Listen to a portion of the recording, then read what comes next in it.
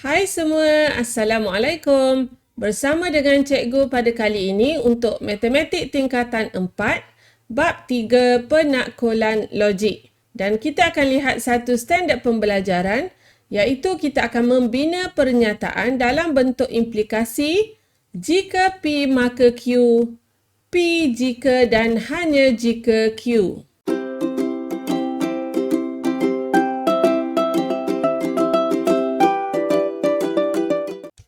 Kita mulakan dengan implikasi yang pertama, di mana implikasi berbentuk jika P maka Q.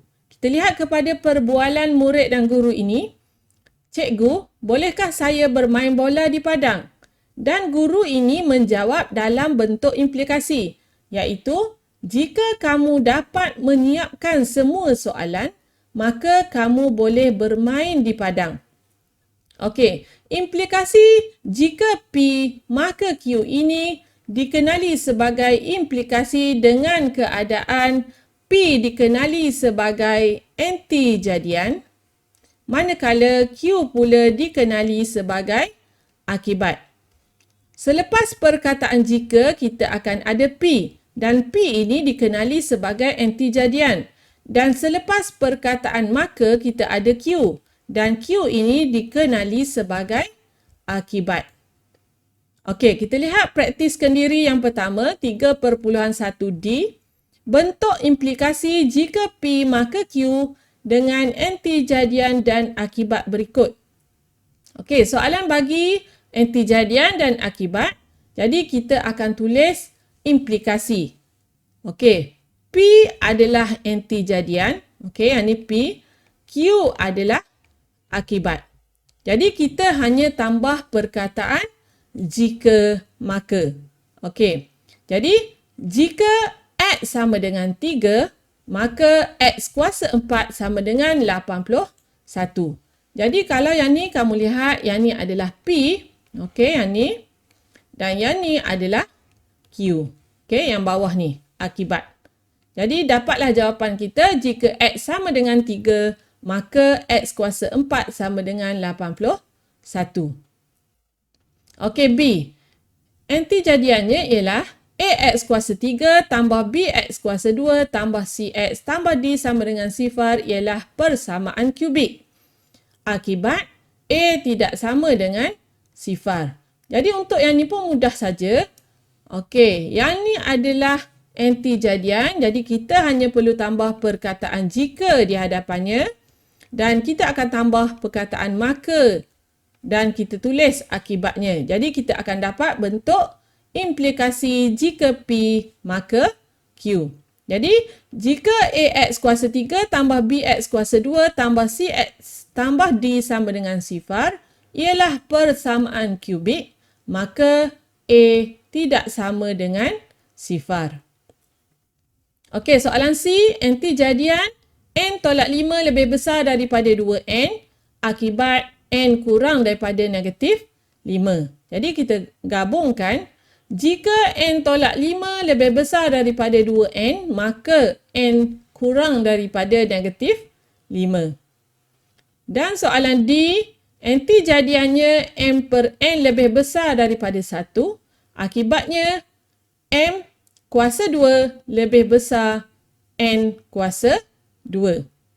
Jadi kita tambah perkataan jika. Okey, kita tambah perkataan jika maka. Dan kita tulis semula jawapannya. Di bahagian bawah kita tulis semula jawapannya. Jika M per N lebih besar daripada 1, maka M kuasa 2 lebih besar daripada N kuasa 2. Okey, boleh faham? Kita lihat pula soalan 2.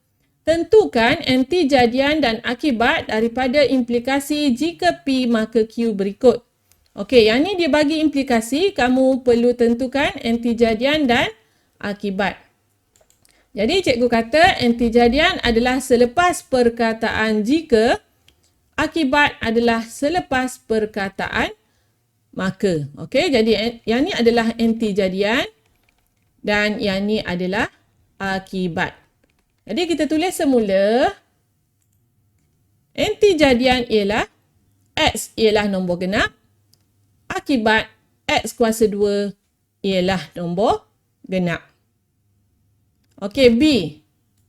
Jika set K sama dengan 0, okey, yang ni adalah anti jadian, maka NK sama dengan 0. Jadi yang ni adalah akibat. Jadi anti jadian, set K sama dengan 0, akibat NK sama dengan 0. Okey, C. Selepas perkataan jika ialah anti jadian. Jadi anti jadian, X ialah nombor bulat, akibat 2X ialah nombor genap. Dan untuk D, jika garis lurus AB ialah tangen kepada bulatan P, maka garis lurus AB hanya menyentuh bulatan P pada satu titik sahaja. Okey, ayat yang panjang, tapi selepas perkataan jika, kamu gariskan sehingga sebelum perkataan maka. Jadi yang ni adalah anti jadian. Selepas perkataan maka sehingga habis, yang ni adalah akibat. Okey, boleh? Kita tulis semula anti jadian, garis lurus AB ialah tangen kepada bulatan P, akibat garis lurus AB hanya, okey, cikgu tertinggal perkataan menyentuh di sini. Hanya menyentuh bulatan P pada satu titik sahaja. Okey, boleh?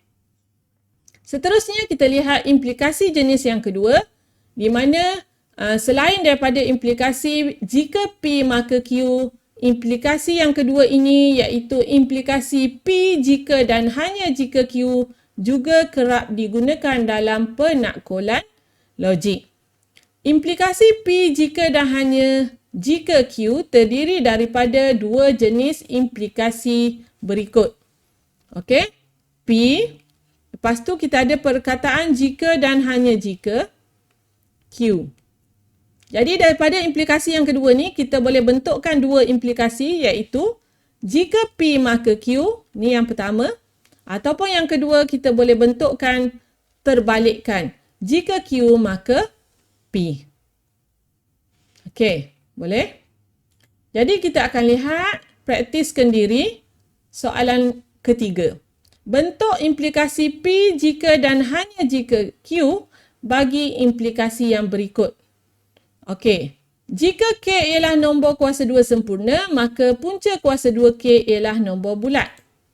Okey, kamu tandakan selepas perkataan jika. Okey, ni perkataan maka. Jadi yang ni akan jadi P, yang ni akan jadi Q. Okey, cukup untuk kita lihat yang satu, kita boleh bentukkan implikasi P jika dan hanya jika Q. Okey, yang P ni kita akan tulis di bahagian hadapan. Kita tambahkan perkataan jika dan hanya jika, kita masukkan Q. Jadi dia akan jadi K ialah nombor kuasa 2 sempurna jika dan hanya jika punca kuasa 2K ialah nombor bulat. Jadi untuk implikasi kedua, kita tak ada dah perkataan jika dan maka, kita gantikan dengan perkataan jika dan hanya jika. Okey, soalan B. Jika P persilangan Q sama dengan P, maka P subset bagi Q. Okey, jadi yang ni P, yang ni Q. Okey, kita buang perkataan jika dan maka. Kita gabungkan menggunakan jika dan hanya jika. Jadi, P persilangan Q sama dengan P jika dan hanya jika P subset bagi Q. Boleh? Okey, soalan C. Jika PQ sama dengan 1, okey, kita tanda jika maka. Okey, jadi yang ni adalah P, yang ni adalah Q. Okey, kita buang perkataan jika maka, kita gabungkan guna jika dan hanya jika. PQ sama dengan 1 jika dan hanya jika P sama dengan Q kuasa negatif 1 dan Q sama dengan P kuasa negatif 1. Okey, kamu gantikan yang depan dengan P, yang belakang dengan Q. Okey, tengah dia pastikan jika dan hanya jika. Okey, soalan D. Jika. Okey, yang ni adalah P, maka yang ni adalah Q. Okey, kita buang perkataan jika, maka kita gantikan dengan K kuasa 2 sama dengan 4. Jika dan hanya jika K tambah 2, K tolak 2 sama dengan sifar. Okey, boleh? Seterusnya, kita lihat soalan 4 pula, di mana soalan 4, kita perlu menulis dua implikasi jika diberi implikasi P jika dan hanya jika Q. Okey, jadi di sini, yang pertama sekali, kamu tandakan perkataan jika dan hanya jika. Jadi yang depan ni adalah P, yang belakang ni akan jadi Q. Jadi daripada sini kita boleh bentukkan jika P maka Q dan juga jika Q maka P. Okey, yang pertama, jika PQR ialah poligon sekata, maka PQ sama dengan QR sama dengan PR. Okey, yang ni adalah P, yang ni adalah Q. Kamu tambah perkataan jika, maka. Jadi untuk implikasi yang kedua, kita terbalikkan yang ni. Jika PQ sama dengan QR sama dengan PR, maka PQR ialah poligon sekata. Okey, kita terbalikkan kedudukan P dan Q. Okey, seterusnya B. Okey, kita tandakan ialah pecahan tidak wajar. Okey, jika dan hanya jika. Okey, jadi yang ni adalah P, yang ni adalah Q. Kita bentukkan dua implikasi. Jika M per N ialah pecahan tidak wajar, maka M lebih besar daripada N. Implikasi yang kedua kita terbalikkan. Jika M lebih besar daripada N, maka M per N ialah pecahan tidak wajar. Okey, soalan C. Jika dan hanya jika. Okey, kita potong yang ni. Maksudnya yang ni adalah P dan yang ni adalah Q. Okey. Jadi, jika 9 ialah pintasan Y bagi garis lurus Y sama dengan MX tambah C, maka C sama dengan 9. Yang kedua, jika C sama dengan 9, maka 9 ialah pintasan Y bagi garis lurus Y sama dengan MX tambah C.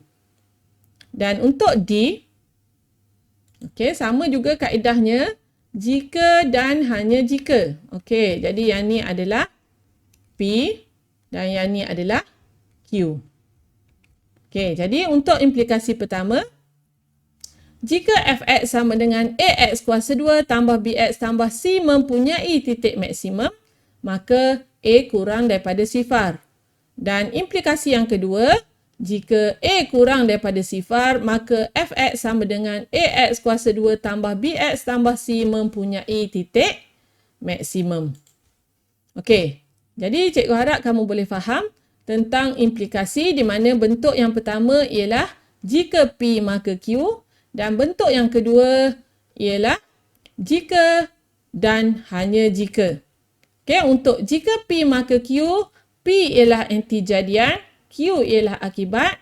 Manakala dalam implikasi yang kedua, P jika dan hanya jika, Q kita boleh bentukkan dua implikasi jika P maka Q dan jika Q maka P. Jadi seperti biasa, sekiranya ada apa-apa soalan bolehlah ditulis di ruangan komen.